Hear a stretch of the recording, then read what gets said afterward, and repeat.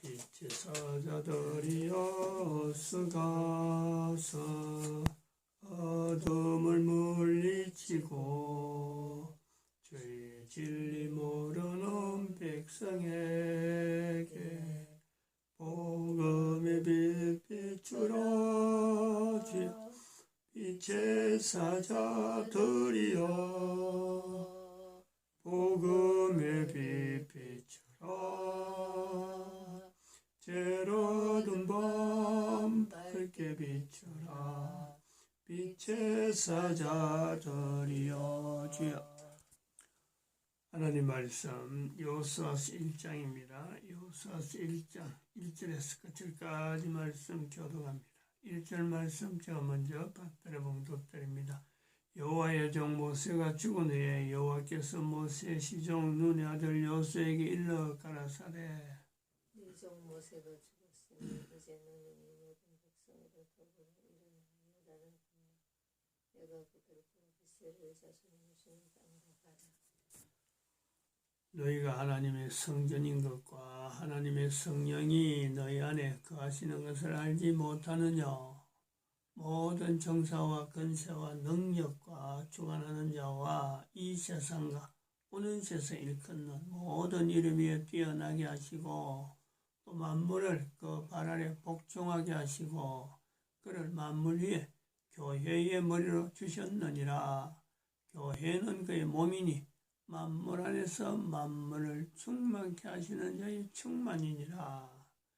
평강의 하나님이 친히 너희로 온전히 거룩하게 하시고 또 너희 온 영과 혼과 몸이 우리 주 예수 그리스도 강림하실 때에 헛되게 보존되기를 원하노라. 너희를 부르시는 이는 미쁘시니 그가 또한 이루시리라. 진중에 두루다니며 백성에게 명하여 이르기를 양식을 예비하라. 너희가 이 3일 안에 너희가 이 요단을 건너 너희 하나님 여호와께서 너희에게 주사 얻게 하시는 땅을 얻기 위하여 들어갈 것임이니라 하라. 3일 아니라 긴장된 자세를 가지라 그랬습니다. 여호수아를 하면서 국가 역사 정체성을 별도로 하겠다 하고 시작한 것이 여호수아서 들어오면서 우리가 표현을 한 거로 봅니다. 그런데 국가 역사 정체성을 단지 논리적인 내용만 갖고 이야기를 하려고 했는데 현재적으로 한다 그랬습니다. 현재적으로 한다고 하면서 하다 오다가 10월 3일을 만난 겁니다. 그래서 강화문에 올라가게 되고 정강원 목사가 선지자인 것이 틀림없다 라고 마음을 굳히고 있는 중에 그 틀림없다라고 할 때에는 그가 훈련받은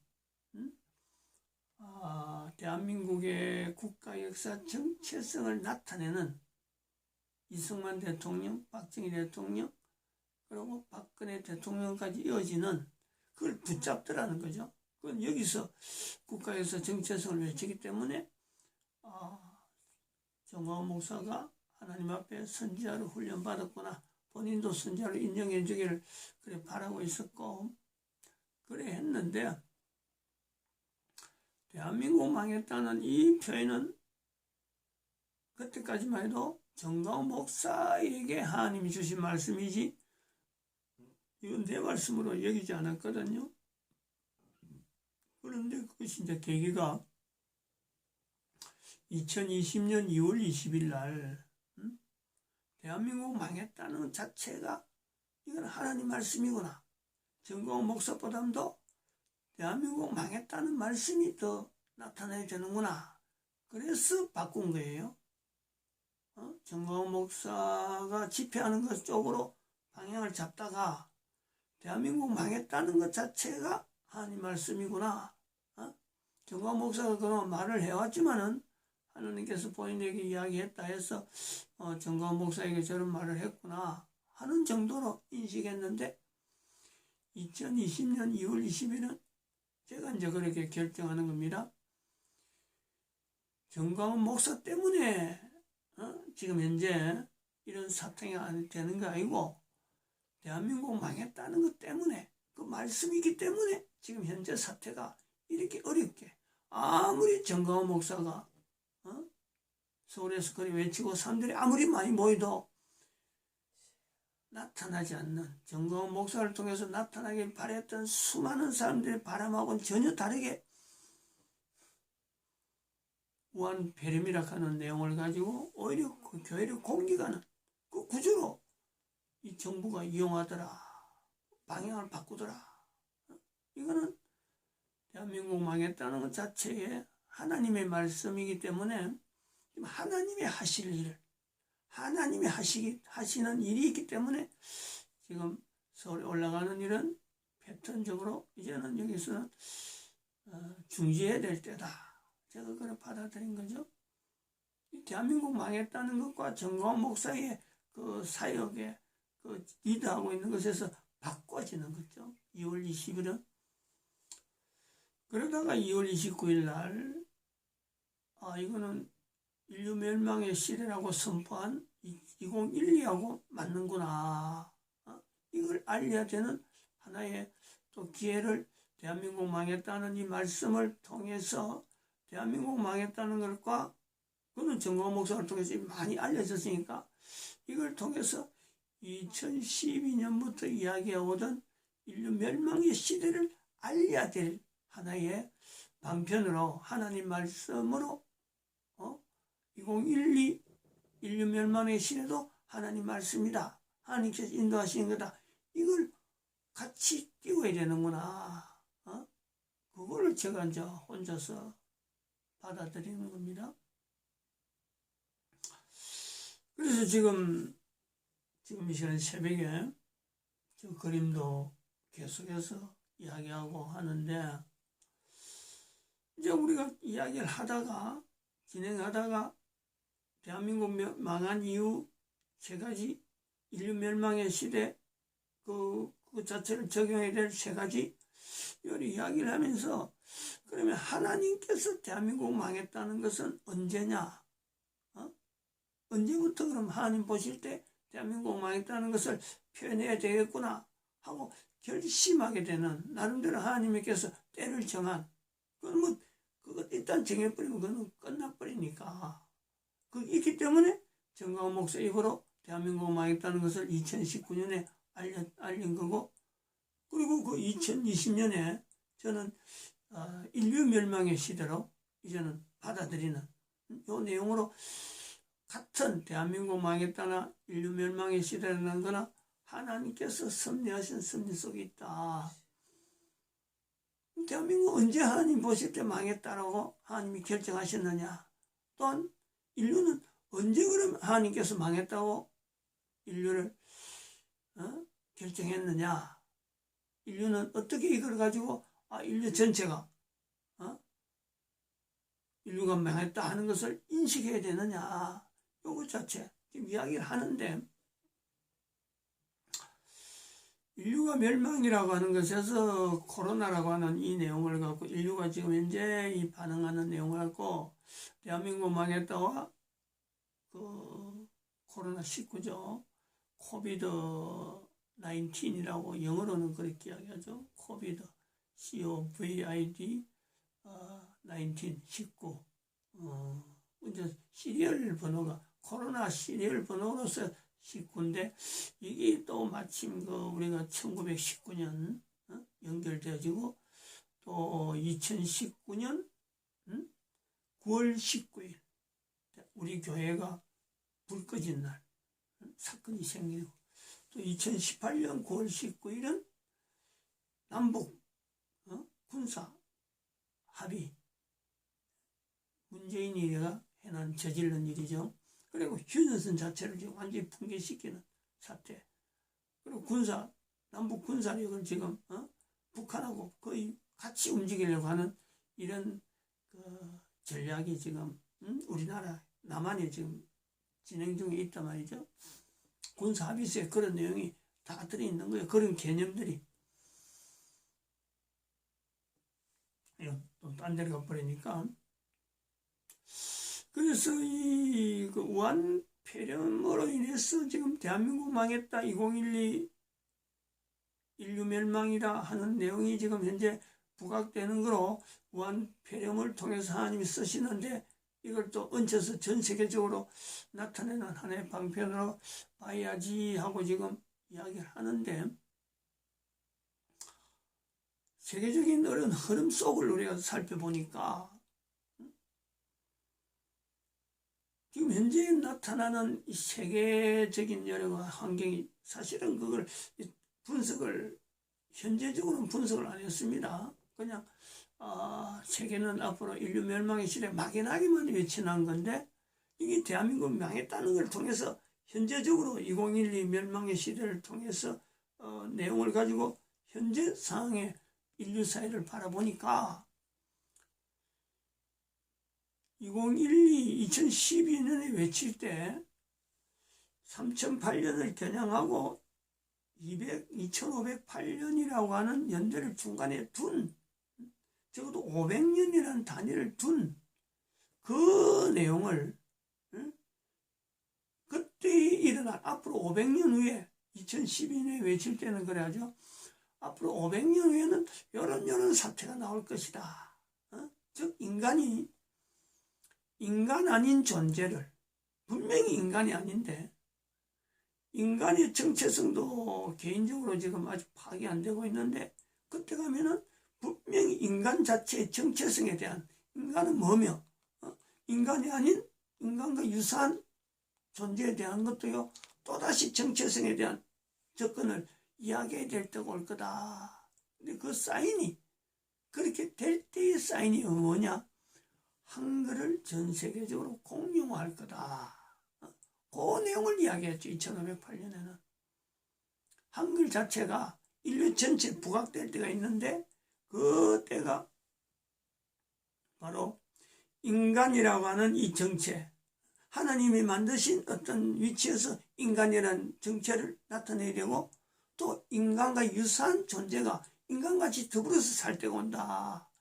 그거는 인간에 의해서 만들어진 기계 인간이 될 수도 있고, 또 reptilian으로 나타날 수도 있고, 유전자 조작으로 해서 인간과 비슷한 형태지만은 인간이 될 수 없는, 인간으로 볼 수 없는, 그걸 규정하기 위해서 인간의 정체가 부각되어야 될, 그때서 비로소 인간이란 뭐냐, 하나님 만드신 것에서 인간은 어떤 조건이 되어야 되고, 인간이 만든 인간과 유사한 것은 어떤 조건이 되다, 이게 분리되는 때가 온다. 그게 500년 후에 2508년으로 봤는데, 지금 그것이 일반화된 거예요. 우한 코로나 때문에 나오는 내용하고 연결해서, 아니 그러한 상황이 500년 후에 있어야 될 그런 내용이 지금 일반화되어서 이야기가 나온다는 거지. 그것도 유튜브 시대가 되니까, 인터넷 시대가 되니까 그런 정보들이 가만 앉아있는데 그냥 일반 유튜버와 같이 나와요. 옛날에는 그거 그렇게 흔하지 않았거든요. 일부러 찾고 검색을 해가지고, 그것이 진위 문제도, 이게 과연 이게 맞느냐 안 맞느냐 진위 문제도 따져갖고 하나씩 찾아지는 건데, 지금은 너무 심해요. 목사가 설교에도 이야기한다. 설교에도 목사가 강단했어. 일루미나티가 그냥 뭐 쉽게 막 나오고, 감추어진 정체는, 교황에 대한 거는 일절 말 안 하고, reptilian을 말할 때도 교황이 나와야 되고, 일루미나티가 나와야 될 때도 교황이 나와야 되는데, 이 교황은 쏙 빠져버리고 오히려 일루미나티나 reptilian을 이야기하면서 그걸 부각시키고, 교황은 더 점점 나름대로 힘을 소개시키니까 힘만 자랑하고 그것만 경계하지, 교황은 계속 감춰지면서 그 세력을 넓히 나가도록 이런 환경을 만들고 있다는 거죠. 그럼 이거는 이제 어제까지만 해도 500년이 땡겨졌느냐 하는 거로 이제 객관적인 상황만 갖고 이야기했는데, 과연 500년이 당겨진 내용이다, 제가 이야기한 내용하고 관계되어지는 500년이 땡겨진 것이 분명하다. 3일 아니라 하는 그 속에서 이제 500년이 땡겨진 긴장감이 있다는 거죠. 3008년까지 안 갈 수도 있다. 3일 안이 될 수 있다. 3일 안. 아주 긴박하다는 거죠. 그걸 뭐로 이야기하냐면, 작년 재작년에 문재인이가 김정은이를 만날 때, 김정은이 만날 때까지는 좋다 그랬습니다. 제가 만나줘야 된다, 남북통일까지는 저런 만남이 있어야 된다 했는데, 문재인을 만나고 나서 김정은이가 중국을 가버리더라고. 중국 가면 안 되는데. 그래서 문재인이가 파토를 냈구나. 김정은이라 하면 중국 가게 만들었구나. 제가 그때 표현을 했습니다. 왜 그랬느냐. 김정은이가 북한 문제를 해결하려면은 미국한테 어쨌든 간에 굴복을 해가지고 굴복하는 쪽으로 방향을 해서 남북이 참 미국이 중재되어지는 그 힘에 의해서 남북이 통일되는 이 과정, 그리고 일본이 여기에 편성되어지면서 만주 땅을 회복하는 그 힘을 밀어붙여야 된다. 그 중국 자체를 하나의 경계를 잡아야 된다. 중국은 절대적으로 같이 가면 안 되는 우리의 그 위치가 있잖아요. 한글이라는 걸 내용을 할 때 세종대왕이 백성들의 말이 중국과 달라. 이 우리 대한민국의 정체성이라. 근데 그 가고 난 그 사건은 결국에는 이 동북아 공존하니라 하는 그 자체가 계속해서 이야기해 왔잖아요. 만주 땅 회복해라, 몽골까지 가라. 몽골, 만주, 북한, 남한, 일본 이 5개국이 연합이 되어지는 이 어떤 국가체제. 그래서 중국을 경계하는, 또 중국을 경계보다도 중국 자체가 전 세계적으로 붕괴되는데 이걸 막아야 된다 라는 것을 그때 이야기했는데, 그것이 1, 2년 만에 되지 않더라도 그것 자체를 준비하려고 하면 어마어마한 시간이 필요한데, 그거 한 500년 정도 지나면은 이런 구조로 전 세계의 어떤 경제를 동북아 공존환을 통해서 또 공존환이 1차 공존환이 되면은 나중에 2차는 저 팔레스타인까지 넘어가고 3차는 인도까지 포함되는 대서양 밑에 있는 인도네시아와 저 밑에 섬들, 필리핀까지 섬들 연결해서 이 중국과 인도를 하나의 감싸는 벨트를 만드는 그런 구조로 해서 인류의 안녕을 우리가 구상을 했는데, 어제는 제가 동영상을 일부러 많이 찾았습니다. 일부러 이거저거 동영상을 찾는 중에 타켓들을 정해가지고 일본에 대한 내용이 어제는 심상찮게 나오는 내용을 몇 군데 제가 봤어요. 일본이 지금까지 한 번도 관심 안 가졌거든요. 일본은 경제적으로 워낙 안정적으로 탄탄하니까 그거는 자연히 힘 있는 나라로서 우리가 설정을 그래 하잖아요. 근데 일본이 경제적으로도 그렇고 어떤 지질학적으로도 그렇고 일본이 망해 있는 나라예요. 망해 있는 나라. 망한 나라라. 망한 나라. 경제적으로 망했다라고 하는 거는 좀 말이 너무 앞장서실지 모르지만 그렇다고 해서 전혀 이유가 없는 건 아닙니다. 경제적인 일본이 망해가는 이유, 경제적인 부분에서만 이야기하는 시점이 있고 또 지정학적으로 이야기하는 내용은 또 다릅니다. 각각 다른 데서 제가 발제를 했는데 일본이 망해가는 이유라 해갖고 7가지 이야기하는데 한번 제가 쭉 한번 읽어볼게요. 첫 번째는 국가 신용 등급이 한국보다 2단계가 낮다. 이게요. 국가가 전 세계에서 IMF에서 이렇게 신용 등급 또 다른 데서 그 국가 신용을 인정하는 세 가지 그 기구가 있는데 전부 다 한국보다 2단계가 낮는. 그리고 또 두 번째는 고령화의 덫에 걸려 있다. 일본이. 세 번째는 내수가 부진하다. 네 번째는 금리 딜레마에 있다. 금리를 높일 수도 없고, 높여야 되는데 높일 수도 없고 낮출 수도 없는 이런 거 지금 현재 금리 정책을 못 쓴다는 거예요. 구체적인 내용은 아주 복잡하니까 제가 그 제목만 이야기하면 그 사람이 지적한 내용만 이야기해요. 대단히 그 타당성이 있다 이래 보기 때문에. 그 다음에 다섯 번째, 은행 자산이, 일본 은행 자산, 전체 은행의 자산이 일본의 GDP를 초과한다. 일본의 GDP를. 일본의 그 은행하고 일본의 국가 정부하고의 그 유대관계가 이게 보통 문제가 아니라. 그러니까 금리도 못 올리고 GDP 자체도 국민 총생산의 그것보다 초과해버려요. 그 다음에 6번에는 일본 N 있잖아요. N의 딜레마.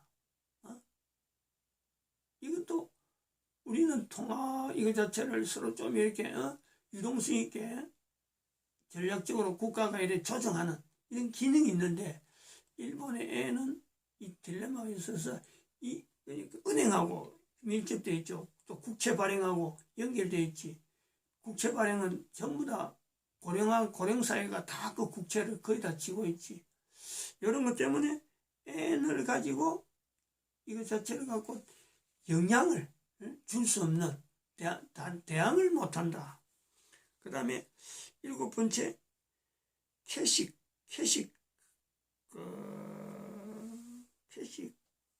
뭐예요? 캐시카우가? 캐시카우. 정말하면 독력산업이었다. 독력산업. 우리나라 같으면 반도체, 또 우리나라는 또 자본적으로 한글이라 하는 어마어마한 그 자원이 있는데 여기서 말하는 자원입니다. 앞으로 이 한글을 우리는 전략적으로 전 세계 산업 어떤 그거로 삼아라 하고 이야기한 건데 현재는 전자제품이죠. 대한민국에 전부 다 넘어와 버렸으니까. 그러니까 일본이 지금 동력을 일으킬 내용이 없다는 거예요.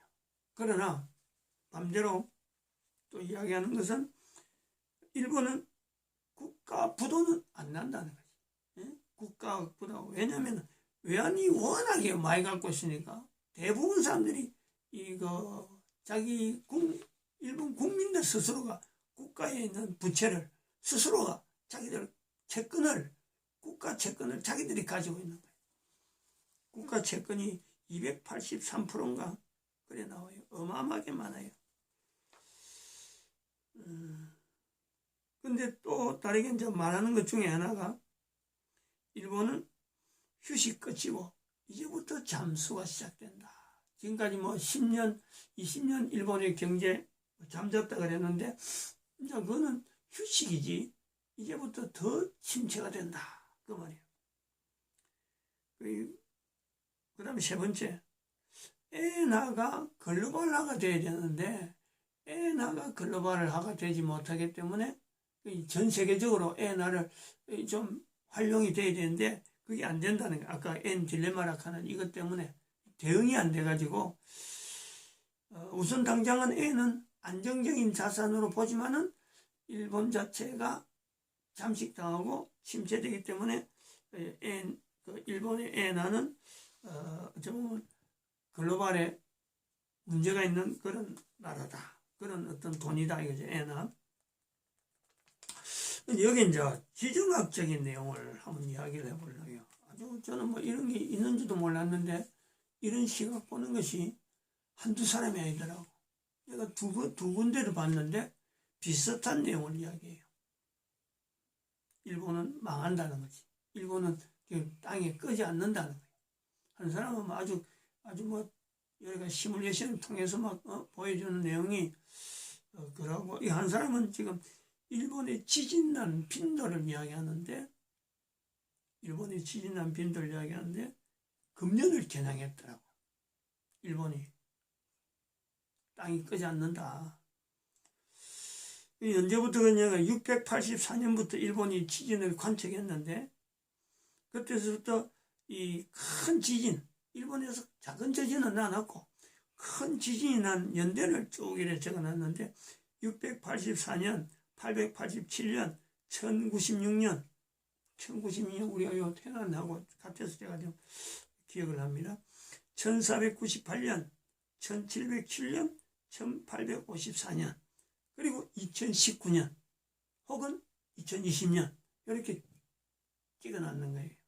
작년 2019년 했다가 안 되니까 2020년 또 지금 올해 금년 넘어온 것인데, 왜 그러느냐 하고 지금 왜 2019년, 2020년을 왜 이야기하느냐 하는 것을 보니까 그 발생한 그 지진이 난 연도하고 사이에 몇 년 만에 났느냐, 몇 년 만에 났느냐를 한번 계산해 보니까 이래요. 처음에는 203년 만에 났어요. 큰 지진이. 일본 전체가 있었던 어마어마한 지진이 203년 만에 났고, 그 전에는 또 그 후에는 209년 만에 난 거예요. 그리고 402년 만에 나고, 또 402년 만에 난 다음에 난 데는 209년에 또 난 209년 만에. 그 다음에 1707년에서 1854년, 이게가 165년 만에. 그리고 165년이라는 말 가지고 지금 1854년에서 2019년 아니면 2020년 이렇게 잡는 거예요. 아까도 말했지만 209년이 두 번 나와요.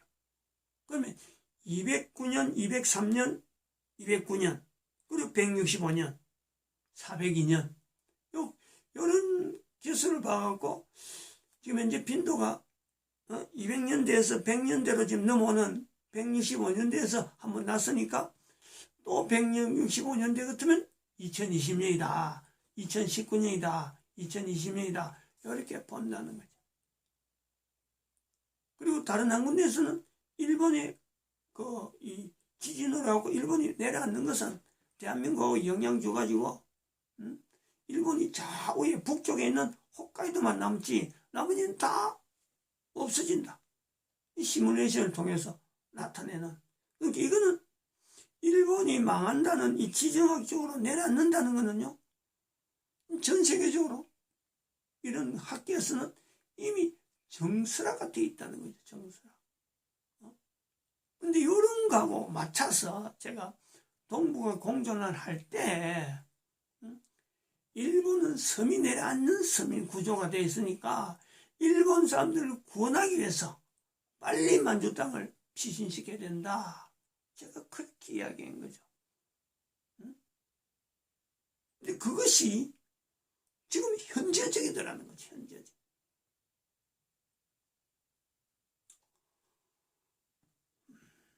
이 자료를 언제 보게 될지 모르지만은 보는 사람에 따라 입장에마다 이 내용을 증거를 할 거라고. 500년 땡기졌다 안 땡기졌다. 지금은 잘 몰라요. 저도 잘 모르는 거예요.